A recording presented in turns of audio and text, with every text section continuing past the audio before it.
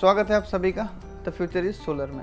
वो कौन से 7 कारण हैं जिनकी वजह से हमको सोलर पैनल नहीं लगाने चाहिए, या फिर अगर हम उन 7 कारण में से किसी 1, 2, 3, 4 या फिर 7 कारण छोड़ के हम सोलर पैनल लगा लेते हैं तो क्या वो हमें हमारा घाटे का सौदा साबित होगा।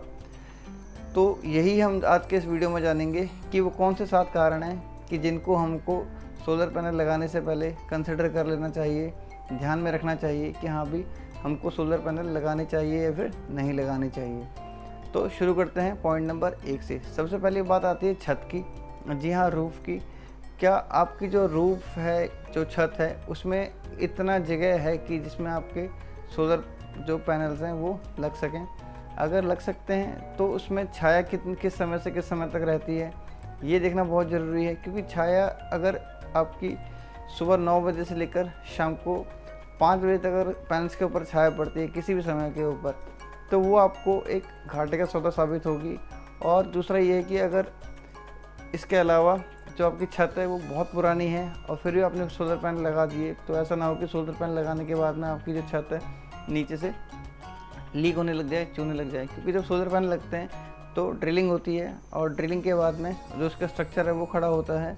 स्ट्रक्चर खड़ा होने के बाद में जो आपका बारिश के मौसम में पानी नीचे लीक हो सकता है, और जो अगर आपकी छत ज़्यादा पुरानी है तो आपका जो लॉस है वो ज़्यादा हो जाएगा, क्योंकि आपको उसका फिर रिपेयर कॉस्ट झेलना पड़ेगा। अब पॉइंट नंबर 2 की बात करते हैं। पॉइंट नंबर 2 हमारा है कि अगर आप अपना घर बेचने की सोच रहे हैं या फिर आप अपना घर नया बनाने की सोच रहे हैं अगले 2-3 साल के अंदर, तो आपको सोलर पैनल नहीं लगाने चाहिए। क्योंकि सोलर पैनल आपने लगा दिए और फिर आप उसको बेच रहे हैं, तो जो सामने वाली पार्टी है वो उसके लिए इसकी वैल्यू है या नहीं वो आप नहीं जानते। और अगर आप उसको घर को तोड़ के दोबारा बनाना चाहते हैं तो उसके बाद में जो उसकी कॉस्ट आएगी वो आपको डबल कॉस्ट पड़ जाएगी। इसलिए आपको, अगर आप घर बेच रहे हैं या फिर उसको दोबारा तोड़ के दोबारा रीबिल्ड कर रहे हैं, दोबारा बनवा रहे हैं, तो आपको सोलर पैनल नहीं लगवाने चाहिए। और अब बात करते हैं तीसरा कारण जो है हमारा। तीसरा कारण है कि जिस एरिया में आप रहते हैं उस एरिया की अगर इलेक्ट्रिसिटी कॉस्ट, जो इलेक्ट्रिसिटी बिल है हमारा, वो अगर कम है या फिर वहाँ पर आपको सब्सिडी मिलती है, रिबेट्स मिलती हैं, तो सोलर पैनल्स आपको नहीं लगाने चाहिए। क्योंकि जैसे दिल्ली में आप जानते हैं कि 200 यूनिट तक आपका बिजली का बिल 0 आता है और 400 यूनिट तक आपको जो बिजली का बिल है वो आधा आता है। तो अगर इस केस में आपकी कंजप्शन अगर 400 यूनिट से हर महीने कम है तो सोलर पैनल अगर आप लगा लेंगे, जो आपकी जो कॉस्ट है वो आपको ज़्यादा पड़ेगी। और वहीं पर अगर आपका हर महीने का जो कंजप्शन है वो 200 यूनिट के अंदर रह जाता है, या फिर मान लीजिए कि साल के 8 महीने आप 200 यूनिट के अंडर में कंट्रोल कर लेते हैं और बाकी 4 महीने आप 400 यूनिट तक कंट्रोल कर लेते हैं, तो सोलर पैनल दिल्ली वाले राज्यों के जैसे या फिर कहीं और जहाँ पर इस तरह के जो नियम हैं या फिर रिबेट्स मिल रही हैं लोगों को, तो सोलर पैनल्स उनको नहीं लगाने चाहिए। अगर आपका बिल 400 यूनिट से ऊपर रहता है या फिर मिनिमम 200 यूनिट से ऊपर रहता है तो सोलर पैनल्स आप लगाने की सोच सकते हैं। बात करते हैं पॉइंट नंबर 4 की। पॉइंट नंबर 4 है हमारा रिटर्न ऑफ इन्वेस्टमेंट। यानी कि अगर आप ये सोच के सोलर पैनल लगा रहे हैं कि जो आपका रिटर्न ऑफ इन्वेस्टमेंट है वो आपका 2 साल में, आपने अगर मान लीजिए कि अगर आपने 2 लाख रुपए लगाए हैं तो वो 2 लाख रुपए आपको 2 साल के अंदर रिटर्न हो जाएंगे, तो वैसा नहीं है। किसी भी अच्छे से अच्छे सोलर प्लांट में और जहाँ पर महंगी से महंगी बिजली बिक रही होती है वहाँ भी जो आपका रिटर्न ऑफ इन्वेस्टमेंट है मिनिमम 5 ईयर्स रहता है। जी हाँ, 5 साल आपका रहता है। यानी कि जो पैसा आज आपने लगाया है, अगर मान लीजिएगा आज आपने 2 लाख रुपए लगाए हैं तो वो 2 लाख रिकवर होने में आपको 5 साल लगेंगे। 5 साल के बाद आपकी बिजली फ्री होगी। और वही केस हमारा ऑफ ग्रिड के केस में भी होता है, क्योंकि जब आप ऑफ ग्रिड लगा रहे हैं तो आप जो आपकी बाहर की बिजली है वो लेना बंद कर देते हैं और आप सिर्फ सोलर की बिजली इस्तेमाल करते हैं। लेकिन जो आपने पैसा शुरू में खर्च किया है उस पैसे को रिकवर होने के लिए कम से कम 5 साल चाहिए।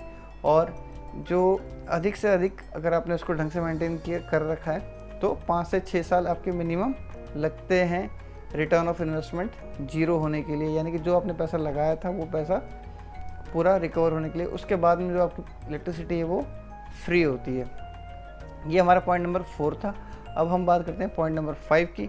5 की बात करेंगे हम तो जो सोलर पैनल्स अगर आप साफ़ नहीं कर सकते हैं तो आप सोलर पैनल्स प्लीज़ मत लगाइएगा, क्योंकि सोलर पैनल्स अगर आपने लगा लिए और साफ़ नहीं करे तो ऐसा समय आएगा कि आपके जो पैनल्स हैं वो जनरेशन करना बंद कर देंगे, क्योंकि उनमें हॉटस्पॉट्स बन जाएंगे। हॉटस्पॉट्स बनने के कारण क्या होता है, जो उनका सर्किट है वो काम करना बंद कर देता है। जहाँ पर उसकी कैपेसिटी पहले अगर वो 1000 वाट की थी, 1000 वाट से नीचे गिर के वो 600 वाट 400 वाट पे आ जाएगी, या इससे और नीचे भी जा सकती है। लेकिन अगर आपने पैनल्स साफ़ किए या कर सकते हैं तो आपके लिए ये लगा सकते हैं आप इस चीज़ को, सोलर पैनल्स को। अगर आप नहीं साफ़ कर सकते हैं या फिर आपके पास समय नहीं है तो आप सोलर पैनल्स नहीं लगाएं। और जो बर्ड ड्रॉपिंग होती है वो बहुत ही बड़ा इशू रहता है सोलर पैनल्स में, क्योंकि बर्ड ड्रॉपिंग एक ऐसे है कि ऐसी चीज़ है जिससे आपके हॉटस्पॉट्स बनने का ख़तरा सबसे ज़्यादा रहता है। अगर सिर्फ धूल से आपका जनरेशन कम होगा और लेकिन उससे हॉटस्पॉट्स क्रिएट नहीं होंगे, लेकिन जहाँ पर बर्ड ड्रॉपिंग की बात आती है, बर्ड ड्रॉपिंग से हमारे हॉटस्पॉट भी क्रिएट होते हैं और हमारा जो सोलर पैनल है उसको वो जल भी सकते हैं। अब बात करते हैं पॉइंट नंबर 6 की। पॉइंट नंबर 6 है हमारी मेंटेनेंस कॉस्ट। कोई भी सिस्टम जो है हमारा बिना मेंटेनेंस के नहीं होता। ऐसा हो सकता है कि हाँ भाई, जो भी आपकी अगर आप ये सोच के सोलर पैनल ले रहे हैं कि हाँ भी उसको ज़ीरो मेंटेनेंस है, जी हाँ, ज़ीरो मेंटेनेंस नहीं है। अगर हम घर में एक पंखा भी लगाते हैं, पंखा भी चलता है, तो वो भी 10 दिन में उसके जो प्लेट्स हैं, जो उसकी ब्लेड्स हैं, वो गंदी हो जाती है, वो भी हमको साफ़ करनी पड़ती हैं। आप ये समझिए कि छोटा सा पंखा है, उसको हमको साफ़ करना पड़ता है। ये तो हमारा बिजली जनरेट कर रहा है, अगर इसको साफ़ नहीं करेंगे तो कैसे काम चलेगा। जी हाँ, तो ये आपको पैनल्स साफ़ करने ही पड़ेंगे। बिना पैनल साफ़ करे हुए आपका काम नहीं चलने वाला। और अगर आप पैनल्स आपने साफ़ नहीं करे तो हो सकता है कि 5 साल के बाद में, 4 साल के बाद में, 6 साल के बाद में, 7 साल के बाद में आपके जो पैनल्स हैं वो काम करने लायक ही ना रहें या फिर काम के ही ना रहें। जितना आपने जनरेशन की इससे उम्मीद करी थी वो उससे आधे से भी कम जनरेट करेंगे और आपका कोई मिसहैप हो सकता है, शॉर्ट सर्किट या फिर कोई फायर वगैरह हो सकती है। तो इसलिए आप उससे अगर ये क्लीनिंग आप नहीं कर सकते हैं तो सोलर पैनल आपके लिए नहीं है। बात करते हैं पॉइंट नंबर 7 की। पॉइंट नंबर 7 ये है कि अगर आप ये सोच के चल रहे हैं कि आपने एक बार सोलर पैनल लगवा दिया और जीवन भर आपका उसमें 25 साल तक, 30 साल तक कोई भी खर्चा नहीं आने वाला, तो आप बिल्कुल गलत हैं। क्योंकि कोई भी इलेक्ट्रॉनिक सर्किट है वो कभी भी फेल हो सकता है। हाँ, जब तक आपकी वारंटी है उसकी इनिशियल 5 ईयर्स की, शुरुआती 5 साल में अगर उसमें कोई भी दिक्कत आ रही है, कोई मैनुअल एरर या फिर किसी और तरह का एरर आ रहा है, तो हाँ, वो कंपनी जो है आपकी उसको कवर करेगी और उसको रिस्टोर करेगी। लेकिन 5 साल के बाद में वो जो आपकी कंडीशन, जो सर्विस है, जो आपका फॉल्ट है, वो पेड हो जाएगा, उसके आपको जो है कॉस्ट वो पे करनी पड़ेगी। तो इसलिए जो मेंटेनेंस के अलावा एक अनएक्सपेक्टेड खर्चा आपको ये भी कंसिडर करके चलना चाहिए कि हाँ भाई, अगर आपके पास सोलर पैनल आपने लगाने हैं तो आपका ये खर्चा भी हो सकता है। लेकिन हाँ, ये ज़रूरी नहीं कि सबके साथ होगा, लेकिन ये हो सकता है। इसको भी आपको ध्यान में रखकर चलना है, कंसिडर करके चलना है। अगर आप ये कंसिडर करके नहीं चलेंगे तो एक आपको बाद में जाके सरप्राइज़ मिलेगा कि हाँ भाई, इस तरह का फॉल्ट भी हो सकता था और जो मेरा जो बजट है या फिर जो मेरा खर्चा है सोलर पैनल्स के ऊपर कुछ ज़्यादा हो गया। तो ये थे हमारे जो टोटल 7 जो मैंने आपसे बात करी थी कि कौन कौन से पॉइंट्स हैं कि आपको नहीं लगाने चाहिए। अगर आप इन 7 में से 1 या फिर 2 पॉइंट छोड़ देख सकते हैं तो आप सोलर पैनल लगा सकते हैं। लेकिन आप सोचेंगे हाँ, सातों के सातों आप जो पॉइंट्स हैं वो आपके ऊपर इम्प्लीमेंट होते हैं और आप फिर भी आप सोलर पैनल लगवा रहे हैं, तो आपके लिए ये एक ज़बरदस्त घाटे का सौदा साबित होगा। इसलिए मेरी आपसे रिक्वेस्ट है कि आप सोलर पैनल ना ही लगवाएं तो बेहतर है, क्योंकि अगर आपने सोलर पैनल लगवा लिए तो इसमें आप ही का घाटा है और किसी का कुछ नहीं जाता। इसके अलावा आज के इस वीडियो में इतना ही। अगर आपको जानना है कि नेट मीटरिंग में और ग्रॉस मीटरिंग में क्या फ़र्क है तो ये वीडियो देख सकते हैं। आपने अगर ये देखना है कि हाँ, इंडिया के टॉप 21 पैनल्स कौन से हैं आप, तो उसके लिए आप ये वीडियो देख सकते हैं।